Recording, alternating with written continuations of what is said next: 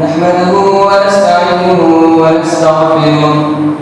ونعوذ بالله من شرور أنفسنا ومن سيئات أعمالنا من يهده الله فلا مضل له ومن يضلل فلا هادي له ونشهد أن لا إله إلا الله وحده لا شريك له ونشهد أن سيدنا وسندنا وحبيبنا ومولانا محمدا عبده ورسوله أما بعد فقد قال الله تعالى في القرآن المجيد والفرقان الحميد أعوذ بالله من الشيطان الرجيم بسم الله الرحمن الرحيم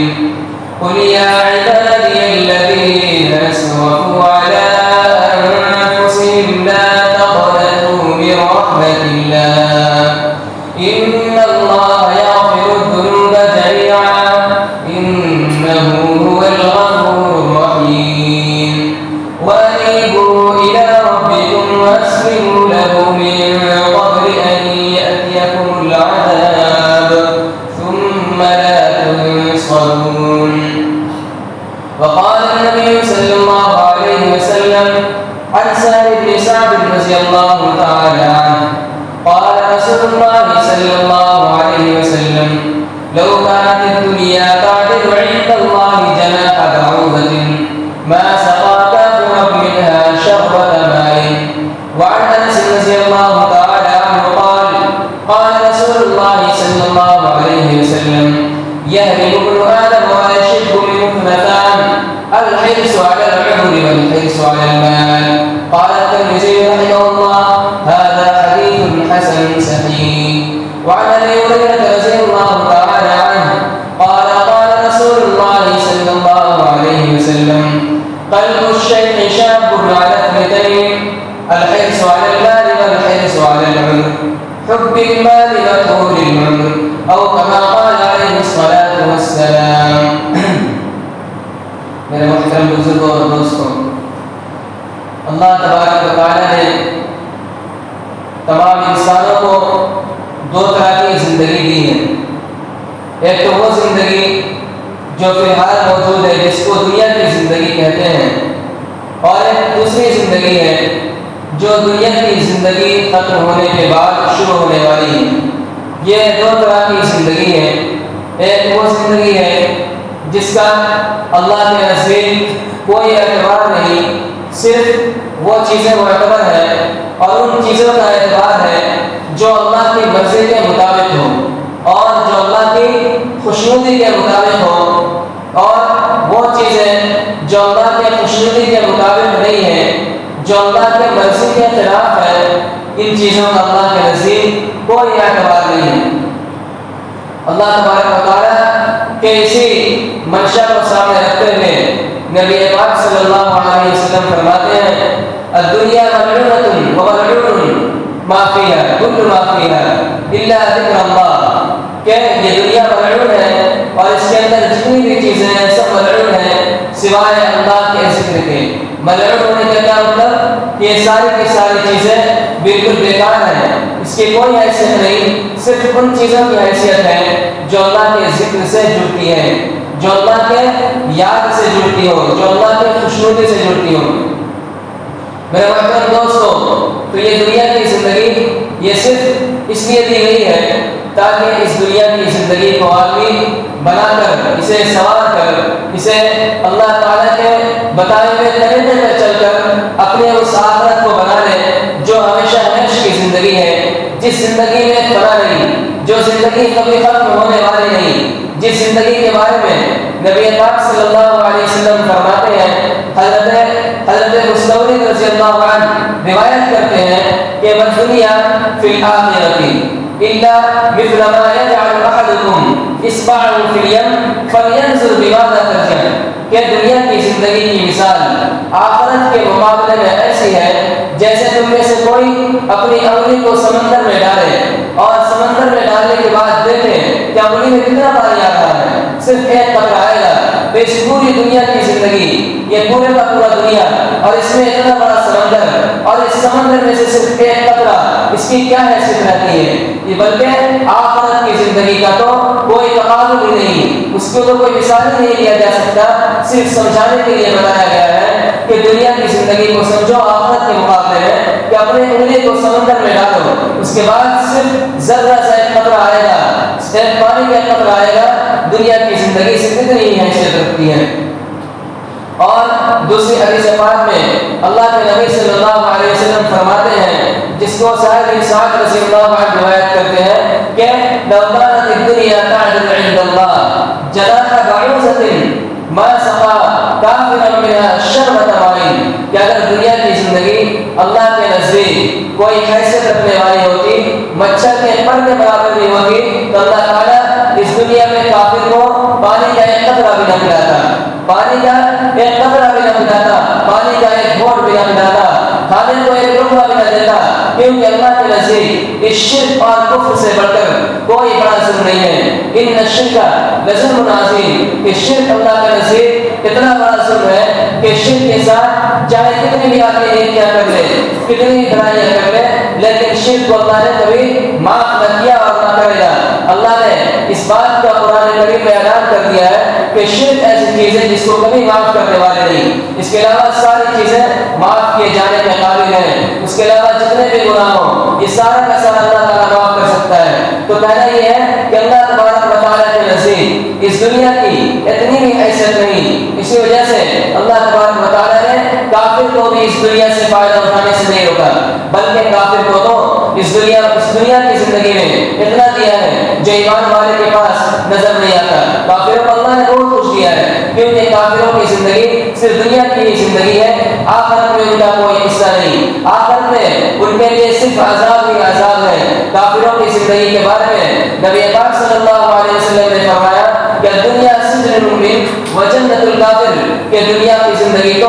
کافر کے لیے جنت ہے، کافر کے لیے آرام و راحت ہے، کافر کے لیے عیش و سکون ہے کہ وہ جس طرح چاہے زندگی گزارے، جس طرح چاہے عیش و آرام سے رہے، جس طرح چاہے لاپرواہ پڑے رہے، اس کی زندگی کا ٹارگیٹ اور زندگی کا مقصد صرف اور صرف یہ ہوتا ہے کہ ہم کس طرح زیادہ سے زیادہ آرام اور راحت میں رہیں، کس طرح ہمارے پاس بڑی سے بڑی بلڈنگ ہو اور بہترین گاڑیاں ہوں اور سارا کچھ ہو، یہ تو کافر کا ٹارگیٹ ہوتا ہے، لیکن ایمان والے کا یہ ٹارگیٹ نہیں ہو سکتا، ایمان والے کا یہ مقصد نہیں ہو سکتا، کیونکہ ایمان والے کے لیے تو اللہ نے اس دنیا کو امتحان گاہ بنا کر بھیجا ہے، اس دنیا کو ایگزام کی تیاری کے لیے بنا کر بھیجا ہے، اسی وجہ سے فرمایا الدنیا سجن المؤمن، کہ دنیا تو مومن کے لیے قید خانہ ہے۔ کیا مطلب کہ مومن پر، ایمان والے پر ہر طرح کی پریشانیاں آئیں گی، ہر طرح کی مصیبتیں آئیں گی، بلائیں آئیں گی، لیکن وہ اپنے ایمان کی وجہ سے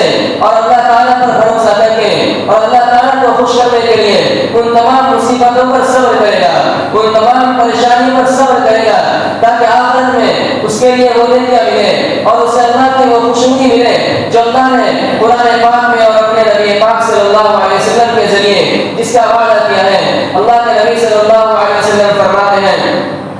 حدیث پاک میں ہے کہ دو شخص، ایک وہ شخص ہوگا جو دنیا کی زندگی ہر طرح کی پریشانی میں گزارا ہوگا، پوری زندگی پریشانی میں مصیبت میں گزارا ہوگا، آخرت میں جب اس کو جنت کا دیدار کرایا جائے گا، جب جنت کا نظارہ دیکھے گا تو ان تمام پریشانیوں کو بھول جائے گا اور وہ یہ سوچے گا کہ کاش ہمارے پر اور بھی زیادہ پریشانیاں آئی ہوئی ہوتی اور ہمیں وہ بدلہ ملتا جو آج مل رہا ہے۔ جنت وہ لوگ اس کو دیکھ کر حسرت کریں گے، افسوس کریں گے جو دنیا میں آرام اور راحت سے زندگی گزارنے والے ہیں، جن پر کوئی پریشانیاں کبھی نہیں آئی، جنہوں نے زندگی میں دھوپ میں اور گرمیوں میں اپنے لیے عیش و آرام اور راحت کا راستہ اختیار کیا، سردی میں بھی راحت کا راستہ اختیار کیا، ان کے لیے پوری زندگی راحت ہی راحت رہی، ان پر کوئی پریشانی نہیں آئی، ایسا شخص بھی آخرت میں صرف اس لیے افسوس کرے گا تو وہ یہ دیکھے گا کہ ان کو یہ جو بدلہ مل رہا ہے ان کی پریشانیوں کی وجہ سے، ان کے صبر کی وجہ سے، کاش دنیا میں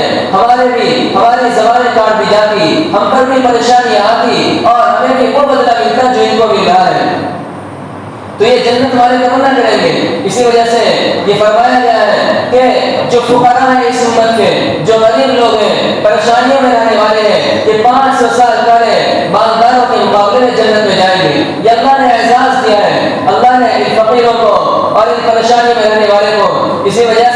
یہ ہرگز ہمارے لیے آئیڈیل وہ نہیں ہونی چاہیے جو دنیا کے کافر اور دنیا کے اللہ کے سامنے انکار کرنے والے، اللہ سے بغاوت کرنے والے، اللہ کی نافرمانی کرنے والوں نے جو ٹارگیٹ بنا رکھا ہے، ان کی ٹارگیٹ تو صرف دنیا ہی دنیا ہے، لیکن ایمان والے کا ٹارگیٹ صرف آخرت ہی آخرت ہوتی ہے۔ ان کے ٹارگیٹ دنیا نہیں ہوتی، ان کے سامنے دنیا کی کوئی حیثیت نہیں ہوتی۔ اسی وجہ سے جو وہ مسلمان، وہ ایمان والے جنہوں نے پوری زندگی پریشانی میں گزاری ہے اور پوری زندگی عیش و آرام میں گزاری ہے، ایسے ایمان والوں کے بارے میں اللہ کے نبی صلی اللہ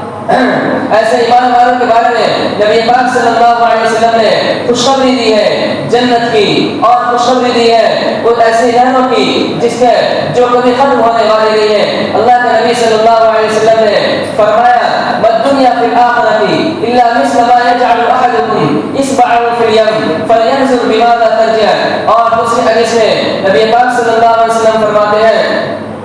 کہ دنیا کی زندگی ایسی ہے کہ آدمی جتنا بوڑھا ہوتا جاتا ہے اور جتنی اس کی زندگی ختم ہوتی جاتی ہے، لیکن دو چیزیں سے اس کی محبت بڑھتی جاتی ہے، ایک مال کی محبت، دوسرے عمر کی محبت کہ مال آدمی کی زندگی ختم ہوتی جاتی ہے، لیکن تب بھی یہ چاہت ہوتی ہے، تب بھی یہ تمنا ہوتی ہے کہ کاش ہمارے پاس اور زیادہ مال ہو جاتا، ہمارا مال اور زیادہ بڑھ جاتا، ہمارا عمر اور زیادہ بڑھ جاتا۔ حضرت انس رضی اللہ عنہ فرماتے ہیں نبی پاک صلی اللہ علیہ وسلم نے فرمایا یحرم ابن آدم کہ آدمی بوڑھا ہو جاتا ہے، ویشب من اثنتان کہ دو چیزیں اس سے جوان ہی رہتی ہے، الحرص علی المال والحرص علی العمر کہ عمر کی چاہت اور مال کی چاہت۔ اور دوسرے حدیث پاک میں نبی پاک صلی اللہ علیہ وسلم نے فرمایا کہ آدمی کی تمنائیں اور آدمی کی چاہتیں اور یہ سب چیزیں اس کی خواہشات اس کو تو قبر کی مٹی ہی پوری کر سکتی ہے، دنیا میں اس کو پورے کرنے کے لیے بنایا ہی نہیں گیا ہے، بلکہ آخرت کو اللہ تعالیٰ نے اس کام کے لیے بنایا ہے۔ یہ کفر والے اور یہ شرک کرنے والے جو آرام و راحت میں زندگی گزارنے والے ہیں، اللہ تعالیٰ سے بغاوت کرنے والے ہیں، ایسوں کے بارے میں جو اللہ تعالیٰ نے یہ فرما دیا وَنَادَى أَصْحَابُ الْجَنَّةِ أَصْحَابَ النَّارِ وَنَادَى أَصْحَابُ النَّارِ أَصْحَابَ الْجَنَّةِ أَنْ أَفِيضُوا عَلَيْنَا مِنَ الْمَاءِ أَوْ مِمَّا رَزَقَكُمُ اللَّهُ قَالُوا إِنَّ اللَّهَ حَرَّمَهُمَا عَلَى الْكَافِرِينَ کہ کل قیامت کے دن جب جہنمیوں کو جہنم میں ڈالا جائے گا اور یہ کفر و شرک کرنے والوں کو جہنم میں ڈالا جائے گا تو یہ ایمان والوں کو دیکھ کر کہیں گے کہ ہمیں بھی کچھ پانی دے دو، ہمیں بھی پانی کے کچھ گھونٹ دے دو، ہمیں بھی وہ چیزیں دے دو جو اللہ نے تمہیں عطا کی ہے۔ تو جنت والے کیا جواب دیں گے ان اللہ حرمهما علی الکافرین کہ اللہ نے اسے تو کافروں پر حرام کر دیا ہے، اللہ نے کافروں پر اسے حرام کر دیا ہے، تمہارے لیے یہاں پر کوئی راستہ نہیں ہے، تمہارے لیے یہاں پر ہلاکت ہی ہلاکت ہے، عذاب ہی عذاب ہے اور پریشانیاں ہی پریشانیاں ہیں، مصیبتیں ہی مصیبتیں ہیں۔ تم نے تو اپنے سارے عیش و آرام دنیا میں ہی پورا کر لیا ہے، تو یہ کافر کا حشر ہوگا اور جنتی کا کیا حشر ہوگا، ایمان والے کا پریشانی اور مصیبتوں میں اور صبر کرنے والے کا کیا مقام ہوگا۔ اس کو اللہ تبارک و تعالی نے فرمایا وَنَادَى أَصْحَابُ الْجَنَّةِ أَصْحَابَ النَّارِ أَنْ قَدْ وَجَدْنَا مَا وَعَدَنَا رَبُّنَا حَقًّا قَالُوا نَعَمْ فَأَذَّنَ مُؤَذِّنٌ بَيْنَهُمْ اللَّعْنَةُ اللَّهِ عَلَى الظَّالِمِينَ کہ اللہ تبارک و تعالی فرماتے ہیں کہ جنتی قیامت کے دن کفاروں کو پکار کر کہیں گے کہ ہم نے جو ہمارے پروردگار نے جو ہم سے وعدہ کیا تھا جنت کا اور جو آسانیوں کا وہ ہمیں مل گیا، اللہ تبارک و تعالی نے سچا وعدہ کیا ہے، تم تو دنیا میں ہمیں جھٹلایا کرتے تھے کہ آخرت کوئی چیز نہیں ہے، آخرت کیا ہوتا ہے اسے تو ہم نے دیکھا بھی نہیں، اسے کیا اس کی کوئی حیثیت نہیں، تم دنیا میں جھٹلایا کرتے تھے۔ کل قیامت کے دن وہ جنتی اور وہ ایمان لانے والے ان کافروں کو جواب دیں گے کہ ہم نے تو اپنے پروردگار کا وعدہ کو سچا دیکھ لیا، کیا تم نے بھی اپنے پروردگار کے وعدہ کو سچا دیکھ لیا؟ پھر ایک آواز دینے والا آواز دے گا اللعنۃ اللہ علی الظالمین، پرے ہٹ جاؤ، دور ہٹ جاؤ، ظالموں پر لعنت ہو، کافروں پر لعنت ہو، آج کے بعد سے تمہارے لیے صرف جہنم ہی جہنم ہے۔ میرے محترم دوستو، اللہ تبارک و تعالی نے ایمان والے کے لیے آئیڈیل دوسرا بنایا ہے، ایمان والے کے لیے ترقی کا راستہ دوسرا بنایا ہے، کافروں کے لیے، زائنسٹ کے لیے اور دشمنوں کے لیے دوسرا راستہ بنایا ہے۔ ان کا راستہ صرف ظلم اور بغاوت ہے، ان کا راستہ ہر چیز پر ظلم اور ہر چیز سے بغاوت ہے۔ اللہ کے ساتھ ظلم، مخلوق کے ساتھ ظلم، لوگوں کے ساتھ ظلم، زمین پر ظلم، زمین پر فساد، یہ صرف اور صرف ان کے ترقی کا راستہ ہے۔ ایمان والوں کے لیے یہ راستہ ہرگز نہیں ہے کہ ہم ان قوموں کو دیکھ کر ان قوموں کے راستوں کو اختیار کریں جو اللہ کے ساتھ بغاوت کرنے والے ہیں، جو اللہ کی نافرمانی کرنے والے ہیں۔ جیسے آج کے مسلمان، آج ہم لوگوں نے اپنے آئیڈیل کن کو بنایا ہے؟ زائنسٹ کو بنایا ہے، اور دنیا میں ان لوگوں کو بنایا ہے جو اللہ سے بغاوت کر کے دنیا میں ظاہراً آرام و راحت میں نظر آتے ہیں، جن کے پاس بڑی بڑی ٹیکنالوجیاں نظر آتی ہیں۔ یہ سب کوئی چیز نہیں، بلکہ اللہ تبارک و تعالیٰ نے ایمان والوں کے لیے آئیڈیل تو صحابہ کو بنایا ہے، ایمان والوں کے لیے آئیڈیل تو نبی پاک صلی اللہ علیہ وسلم کی زندگی کو بنایا ہے۔ اللہ کے نبی صلی اللہ علیہ وسلم کے بارے میں اللہ تعالیٰ نے فرمایا لقد کان لکم فی رسول اللہ اسوۃ حسنہ لمن کان یرجو اللہ والیوم الآخر وذکر اللہ کثیرا، کہ اے ایمان والو تمہارے لیے اللہ کے رسول صلی اللہ علیہ وسلم میں بہترین آئیڈیل موجود ہے۔ یہ ان لوگوں کے لیے ہے جو آخرت کو ماننے والے ہوں، جو اللہ کو ماننے والے ہوں، لیکن جو اللہ کو ماننے والے نہیں، انہوں نے تو اپنا آئیڈیل دوسرا بنایا۔ اللہ کے نبی صلی اللہ علیہ وسلم کو جس طرح اللہ تعالیٰ نے آئیڈیل بنایا ہے، ایسے ہی صحابہ کی زندگی کو بھی آپ نے آئیڈیل بنایا ہے۔ اللہ کے نبی صلی اللہ علیہ وسلم اپنے صحابہ کے بارے میں فرماتے ہیں اللہ فی اصحابی لا تتخذون غرضا من بعدی فمن احبهم فبحبی احبهم ومن ابغضهم فببغضی ابغضهم، کہ یہ ایمان والے، یہ صحابہ، ان سے وہ محبت کرے گا جو اللہ سے اور مجھ سے محبت کرنے والے ہیں، اور ان سے وہ نفرت رکھے گا جو اللہ سے اور مجھ سے نفرت رکھنے والا ہے۔ دوسرے حدیث پاک میں آپ نے فرمایا اصحابی کالنجوم بأیہم اقتدیتم اہتدیتم، کہ میرے صحابہ تو ستاروں کے مانند ہیں، ان میں سے کسی کو بھی دیکھ کر تم راستہ پا سکتے ہو، ان میں سے کسی کے راستوں پر بھی چل دو کامیاب ہو جاؤ گے۔ ہمارے لیے آئیڈیل صحابہ کی زندگی ہے، ہمارے لیے آئیڈیل نبی پاک صلی اللہ علیہ وسلم کی زندگی ہے، ہمارے لیے آئیڈیل کوئی دوسری نہیں ہے کہ ہم ان قوموں کو دیکھ کر اختیار کریں، ان قوموں کے راستوں کو اختیار کریں جس پر اللہ تبارک و تعالیٰ نے قرآن پاک میں جگہ جگہ لعنت کی ہے، جگہ جگہ ان کے لیے جہنم کی وعیدیں سنائی ہے، اور جگہ جگہ نبی پاک صلی اللہ علیہ وسلم نے ان کو آخرت سے ڈرایا ہے اور ان کے بارے میں جہنم کی دھمکیاں سنائی ہیں۔ اللہ تبارک و تعالیٰ ہمارے لیے دنیا کی زندگی کو آخرت کی تیاری کرنے کا ذریعہ بنائے، اور ہمارے لیے نبی پاک صلی اللہ علیہ وسلم اور آپ کے صحابہ کی زندگی کو آئیڈیل بنائے، اور اللہ تبارک و تعالیٰ ہمارے ہم سب کی مغفرت فرمائے۔ آمین۔ وآخر دعوانا الحمدللہ۔